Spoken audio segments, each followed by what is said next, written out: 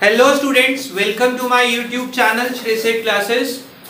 Eco में एक नया टॉपिक स्टार्ट करना है। चैप्टर चल रहा है हमारा बैंकिंग। ये टॉपिक हमारे लिए मोस्ट इंपॉर्टेंट है एग्जाम में। मैक्सिमम टाइम ये पेपर में आपको क्वेश्चन अवेलेबल होता है और क्वेश्चन आता भी 6 मार्क्स के लिए है। तो क्वेश्चन को बहुत अच्छे से समझेंगे। क्वेश्चन आता है व्हाट इज क्रेडिट क्रिएशन और what is money creation, explain with the help of a numerical example. Money creation और क्रेडिट क्रिएशन दोनों एक ही बात है, और वर्ड है। मनी क्रिएशन और क्रेडिट क्रिएशन को एक्सप्लेन करना है कि एग्जांपल के थ्रू। पहले इसका मतलब समझते हैं हम सब कि इसका मतलब क्या होता है। बेटा, मनी क्रिएशन जो है किसी भी बैंक का एक मेन काम होता है। कोई बैंक काम एक्चुअल में कर क्या रहा है? बैंक का मेन काम होता है पैसे से पैसा कमाना। पैसे से पैसा, वो आपसे पैसा डिपॉजिट में लेंगे, उस डिपॉजिट को आगे लोन पे दे देंगे और उस लोन पे इंटरेस्ट कमाएंगे लाइक 10%, और आपसे जो डिपॉजिट लिया आपको देंगे उस पे 4%। तो बीच पे 6% कौन कमाएगा? बैंक। बैंक क्या कर रहा है? उस पैसे से पैसा कमा रहा है। ठीक है। अब वो पैसे से पैसा कमाना जो है, इसको हम थियोरेटिकली समझते हैं। होता क्या है कि जब बैंक पैसे से पैसा कमाता है तो उसमें एक्चुअल में होता क्या है, ध्यान से समझना। इसको समझने के लिए हम पहले एक एग्जाम्पल के थ्रू समझते हैं। आप पूरी बैंकिंग सिस्टम को एक बैंक मान लें। क्या मान लें? पूरा banking system is a one bank and all the transaction in the economy are routed through bank. यानी कि सारी ट्रांजैक्शन, यानी कि सारा पैसे का रिसिप्ट और पेमेंट किसके थ्रू होता है? बैंक के थ्रू। हमने क्या माना? Entire banking system is a one bank and all the transaction are routed through bank. सारा पैसा कहां पे आ रहा है? बैंक में आ रहा है और बैंक से जा रहा है। हमें आगे एक टॉपिक पढ़ना है कि हर बैंक, उसके पास जितना डिपॉजिट आता है, जितना भी डिपॉजिट आता है, उसका सारा पैसा लोन पे नहीं दे सकता। अगर एक बैंक के पास 10,000 करोड़ के फंडिंग है, वो पूरी 10,000 के 10,000 करोड़ लेंड नहीं करेगा। उसका कुछ परसेंटेज वो अपने पास रिजर्व में रखता है। कितना परसेंट रिजर्व में रखेगा ये डिसाइड करता है आरबीआई। कौन डिसाइड करता है? आरबीआई।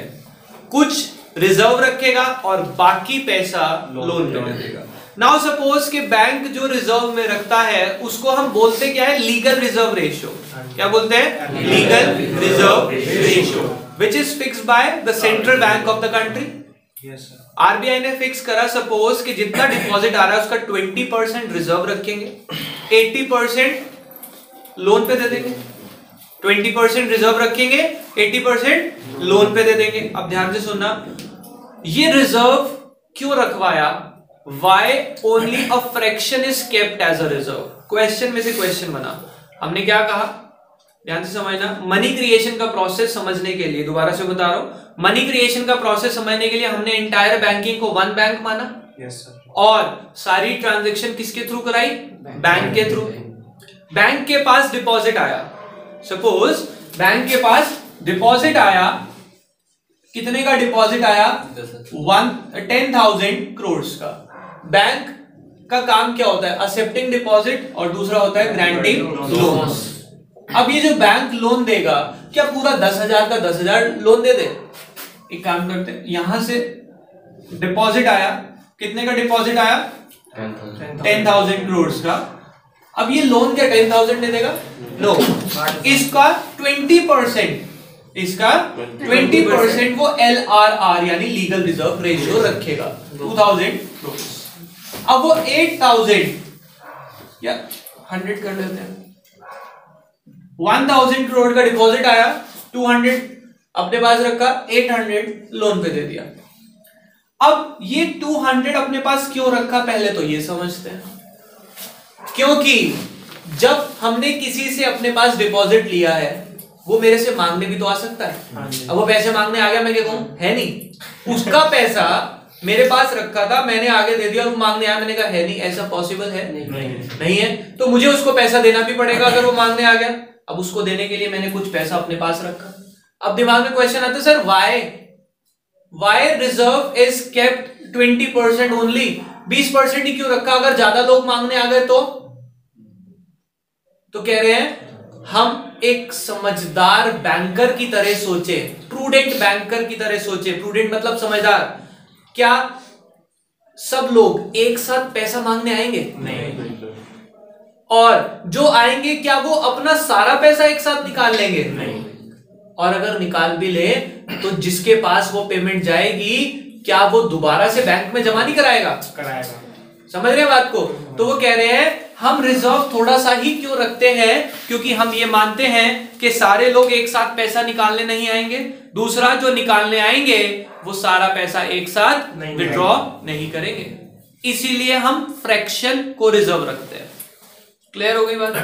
फ्रैक्शन ऑफ रिजर्व क्यों रखा जाता है, ये समझ आ गया सबको? अब बात आती है तो ये 800 करोड़, ध्यान से समझना, अब ये प्रोसेस समझा रहा हूं मनी क्रिएशन का। 1000 का डिपॉजिट आया, 200 रख लिया, यानी कि बैंक ने 8000 लोन दे दिया। बैंक ने कितना? 800 का लोन दे दिया। ध्यान से समझना, ये लोन जिसके पास पहुंचा, जिस पर्सन के पास ये लोन पहुंचा, वो पर्सन क्या करेगा? उसके अकाउंट में आएगा ये पैसा। उसने वो पैसा निकाला, भाई किसने लोन लिया तो वो किसी काम के लिए लिया होगा, उसने पैसा निकाला और जिस काम के लिए लोन लिया वहां पे खर्च कर दिया। जहां पे खर्च किया क्या उसके लिए ये इनकम है? यानी कि उसके अकाउंट में आ जाएगी। इसका मतलब ये जो हमने 800 का लोन लिया ये घूम के फिर से बैंक के पास ही आ जाएगा। समझ रहे हो? 1000 पहले था, 800 और आ गया। समझ आई बात? अब इसको अगर मैं टेबल के थ्रू समझाऊं, यहां पे काम करते हैं, इधर विजिबल है बेटा सारा कॉर्नर तक। अगर मैं यहां पे छोटी सी एक टेबल बनाऊं, इनिशियल डिपॉजिट, इनिशियल डिपॉजिट कितना आया? 1000। इनिशियल डिपॉजिट आया मेरे पास 1000 का डिपॉजिट, और LRR is 20%, loan is remaining. देखो इनिशियल डिपॉजिट आया 1000, इसका 200 रिजर्व रख लिया, 800 लोन दे दिया। तो मैंने क्या कहा कि जिसको लोन दिया उसके अकाउंट में पैसा गया होगा। क्यों अकाउंट में क्यों गया होगा? क्योंकि मैंने क्या माना, सारी ट्रांजैक्शन बैंक से हो रही है, उसके पैसा गया अकाउंट में। जिसके पास ये पैसा पहुंचा उसने ये पैसा निकाल के खर्च किया होगा, जिसको दिया होगा उसकी इनकम है, यानी कि उस पर्सन ने अपने अकाउंट में जमा करा दिया। तो इसका मतलब उसने अपने अकाउंट में जमा कराया, यानी कि बैंक में तो फिर से आ गया ना 800। समझ आया? 800 मैंने यहां क्यों लिखा? जिसने लोन लिया उसने खर्च किया, और जिसको दिया उसकी इनकम है, उसने अपने अकाउंट में जमा करा दिया। बैंक के पास फ्रेश 800 करोड़ आ गया। अब बैंक ने क्या करा, इसका 160 फिर से रिजर्व रखा और 640 का लोन दे दिया। जिसको दिया होगा उसने पैसे निकाले, उसने पेमेंट कर दी, जिसको पेमेंट मिली उसके लिए क्या है? ये इनकम। ये इनकम फिर से बैंक के पास घूम के आ जाएगी 640। 640 का कितना? 20%। बेटा रिजर्व 512 थोड़ी आएगा, 128 लोन आ जाएगा 512 and the process goes on. ये प्रोसेस चलता चला जाएगा। इस प्रोसेस के लास्ट में हमें इसका टोटल करना है बेटा, ध्यान से समझेंगे। ये टोटल कैसे होगा? ये टोटल होगा, एक और कॉन्सेप्ट है मनी क्रिएशन में ही, मनी मल्टीप्लायर का। किसका? Money multiplier. मनी मल्टीप्लायर का फॉर्मूला होता है, मनी मल्टीप्लायर क्या है जिससे आप मनी क्रिएशन ये जो है इसका टोटल निकाल पाते हैं। मनी मल्टीप्लायर का फॉर्मूला होता है 1/LRR। It means 1/20%। इसका मतलब 1/20 इंटू 100 इज इक्वल्स टू 5। समझ आ गई बात? 5 आ जाएगा। जो इनिशियल था सबको मल्टीप्लायर से मल्टीप्लाई करे और वो टोटल आएगा 1000 इंटू 5 5000, 200 इंटू 5 1000, 800 इंटू 5 4000। आप ये बुक में टेबल चेक करें, एज इट इज यही टेबल है। समझ आ गई बात? कॉलम इधर उधर है, अल्टीमेटली टेबल यही है। समझ आ गए? एक बार जो मैंने आपको समझाया इसको हम रीड भी कर लेते हैं, क्योंकि आंसर हमारा कंप्लीट हो गया मनी क्रिएशन में, इसके अलावा कुछ नहीं आना। The thing is you have to keep in mind जो स्टेप्स हमने सीक्वेंस में फॉलो करे वो सब इसमें सीक्वेंस में ही लिखे हैं, बस हमने मनी क्रिएशन का मीनिंग नहीं पढ़ा, उसका मतलब समझ लिया। अब एक मीनिंग हमें पढ़ना है जो फर्स्ट लाइन में दिया हुआ है, इटैलिक्स में लिखा है the process of, through the process लिखा है, थ्रू कट करके the process of money creation. In the process of money creation commercial banks are able to create credit, commercial banks are able to create credit which is in far excess of the initial deposit। समझ आ गई बात? ये definition है जो आपको याद करनी है। The process of money creation in commercial banks are able to create the credit which is in far excess of the initial deposit। अब वो वही एग्जाम्पल देखो क्या लिखते हैं, the process can be better understood by making two assumptions। हमें दो assumption लेनी है। कौन कौन सी दो? कि entire banking system is a one bank and all the transactions are routed through bank। पढ़े? Number one, the entire commercial banking system is one unit and termed as bank। All receipts and payment in the economy are routed through bank, that is all payment are made through check and all receipts are deposited into the bank। कोई problem? फिर वो कहानी कि जो reserve रखना है वो कौन डिसाइड करेगा? देखो क्या लिखा है, the deposit held by the bank are used for giving loans. कह रहे जो डिपॉजिट आया वो लोन देने के लिए यूज होगा। However bank can not use the whole of deposit for lending, सारा पैसा लोन में यूज नहीं कर सकते। It is legally compulsory for bank to keep a certain minimum fraction of their deposit as reserve. उन्हें अपने fraction का कुछ पोर्शन रिजर्व में रखना है। The fraction is called legal reserve ratio, which is fixed by central bank, which is fixed by central bank। समझ आ गई बात? यहां तक की जो ये पॉइंट है आप इसको अपनी लैंग्वेज में दो तीन बातें लिखना जरूरी है। assumptions तो दोनों आएंगी, फिर आप क्या लिखेंगे? Bank can not lend the whole amount, can not lend the whole amount of deposit, जितना डिपॉजिट आया सारा लेंड नहीं कर सकते। It has to keep a certain fraction known as legal reserve ratio which is fixed by RBI. ये तीन बातें लिखनी जरूरी है। अब मैंने आपको कहा था कि हम सारा पैसा रिजर्व में क्यों नहीं रखते, ये रहा question. Why only fraction of deposit is kept as a cash reserve? कह रहे थोड़ा सा ही रिजर्व क्यों रखा, सिर्फ 20% क्यों रखा? उसका रीजन बता रहे हैं। देखो, bank keeps a fraction of deposit as cash reserve because a prudent banker, मैंने आपको बताया था प्रूडेंट मतलब समझदार बैंकर हमेशा अपने एक्सपीरियंस से जानता है। By his experience knows two thing. Number one, all depositor do not approach the bank for withdrawal at the same time and also they do not withdraw the entire amount in one go। सारे एक साथ नहीं आएंगे और जो आएंगे वो सारा पैसा एक साथ निकालेंगे नहीं। दूसरा, साथ साथ there is a constant flow of new deposit into the bank। भाई निकालने वाले आ रहे हैं तो जमा कराने वाले भी आएंगे, इसीलिए वो क्या करते हैं, थोड़ा ही पैसा रिजर्व में रखते हैं, बाकी पैसा लोन पे दे देते हैं। क्लियर हो गई बात? आगे चलते हैं। अब वो कह रहे हैं let us understand the process of money creation through an example. अब ये एग्जाम्पल, बेटा ये रहा एग्जाम्पल आपके सामने, ये जो हमने फ्रेम किया। अब इस एग्जाम्पल को इन्होंने पहले पॉइंट में लिखा है, फिर टेबल में लिखा है। आपको टेबल समझ आई सबको? इस टेबल को आप बना लेंगे। अब इस टेबल के हिसाब से पहला पॉइंट क्या होना चाहिए अगर मैं वहां ना पढ़ूं? आप सिंपल सी बात क्या लिखेंगे, suppose the initial deposit in the bank is 1000 and the LRR fixed by the central bank is 20%। So the bank is free to lend, कितना लेंड कर पाएगा? 800। The amount of 800 crores given by the bank to the borrower will be transferred to his account. The borrower withdraws the money and makes the payment for which he has taken the loan. Payment कर देगा उसकी। The person to whom the payment is made will receive such amount as his income and he will deposit the same amount in his bank account. It means the person depositing the amount in the bank will be the new deposit for the bank. Bank के लिए नया deposit आ गया, which increases the deposit of the bank by 800. Bank का deposit बढ़ गया 800 से. Now bank will keep 20% of 800 as reserve and free to lend 640, which again comes to the bank in the next cycle and the process goes on.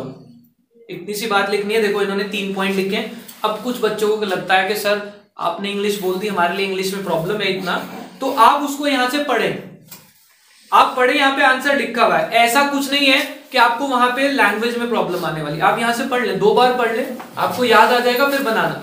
देखो बेटा, English कभी भी सीखने के लिए 2 काम करने होते हैं, आइदर ऑब्जर्व और रीड. हमने हिंदी सीखी है, हिंदी भी हमें ऊपर से वरदान नहीं मिला था कि जिन लोगों को हिंदी आती है वो ऊपर से सीख के आए. कुछ लोगों को देखो एज पर देयर कल्चर, कुछ लोग हिंदी के साथ पंजाबी जानते हैं, कुछ उर्दू जानते हैं. हम सब ने कैसे सीखी है? पेरेंट्स को देखा है, ऑब्जर्व किया है कि वो कौन कौन से वर्ड्स, फिर उनसे पूछा इसका मतलब क्या होता है. तो कोई भी चीज सीखने के तरीके 2 ही हैं, ऑब्जर्व और रीड. इंग्लिश मुश्किल नहीं है. हम ना तो ऑब्जर्व करते क्योंकि सब ऑब्जर्व करने वाले हिंदी वाले हैं यहाँ पे, ठीक है. रीड हम करना नहीं चाहते, तो यही प्रॉब्लम है. अदरवाइज जो बच्चे दूसरे देशों में पैदा होते हैं उन्हें इंग्लिश ज्यादा अच्छे से कैसे आती है? बिकॉज उन्होंने शुरू से ऑब्जर्व करी है इंग्लिश. बात वही है. आप पढ़ें, मुश्किल नहीं है. जो दिमाग में बिठा लेता है ना मुझे इंग्लिश नहीं आती, उसको कभी भी नहीं आएगी. फिर पढ़ते हैं एक बार क्या लिखा है. सपोज इनिशियल और primary deposit in the banks is 1000, LRR is 20%. It means banks are required to keep only 200 as cash reserve and are free to lend 800. Suppose they lend 800. उन्होंने लोन दिया 800 का. Bank do not lend this money by giving amount in cash. वो cash नहीं देंगे. Rather they open a bank account in the name of the borrower who will free to withdraw the amount whenever they like. उनके account में transfer कर दिया, उन्होंने पैसा निकाल लिया. Suppose borrower withdraws the entire amount of 800 for making payment. उसने payment करी 800 से, निकाले पैसे और पेमेंट कर दी. As all the transactions are routed through bank, the money spent by the borrower comes back into the bank in the form of deposit account of those who receives this payment. This will increase the demand deposit of the bank by 800. Bank के पास 800 घूम के आ गया वापस. Now bank will keep, now with this new deposit of 800, bank keep 20% as cash reserve and lend the balance of 640, which again comes into the account of the person who borrows the funds and process goes on forever. आप ऐसा लिख देना, 2 point लिख के, and the process goes on forever. Understand this with the following table. और आप लिख देना, इसको हम समझते हैं एक टेबल के थ्रू. नीचे ही टेबल बना देना, ठीक है. टेबल के नीचे ये फॉर्मूला बनाएंगे. अब ये फॉर्मूला जब बनाएंगे बेटा, यहाँ पे टोटल आपने कैसे निकाला ये आप दिखा देंगे वहां पे, जिससे टीचर को लगे रटावा नहीं है. हम क्या लिखेंगे? Total deposit is equals to 1000 into money multiplier 5. Total reserve is equals to 200 into 5. यहाँ पे आप वैल्यू निकाल के दिखा देंगे, टीचर समझ जाएगा कि आपने ये क्रैम्प नहीं किया हुआ, समझा हुआ. Is it okay? जब आप ये आंसर लिखेंगे it will be more than 2 pages. ठीक है, समझ आया? लिखना कितना है, बहुत अच्छे से याद करेंगे. अब आप लोगों का, सब बच्चों का जो आज क्लास में प्रेजेंट है या ऑनलाइन है, सबका ये टेस्ट है कि आपको ये आंसर आज ही याद करके लिखना है अपनी नोटबुक में, घर से लिख के लाना है. ठीक है, वो आपका एक क्वेश्चन प्रिपेयर हो जाता है बोर्ड के लिए, जिसमें देखो बेटा पास तो सबको कराना ही है. ऐसी कोई ऐसा होना नहीं चाहिए हमारी क्लास में कि जो इको या बिजनेस या अकाउंट्स में रह जाए. तो इसलिए कुछ क्वेश्चंस हम अब रोज होमवर्क के तौर पे बिजनेस और इको में भी करेंगे. ठीक है, अभी के लिए फिलहाल इतना ही, बाकी करेंगे नेक्स्ट क्लास में. अभी के लिए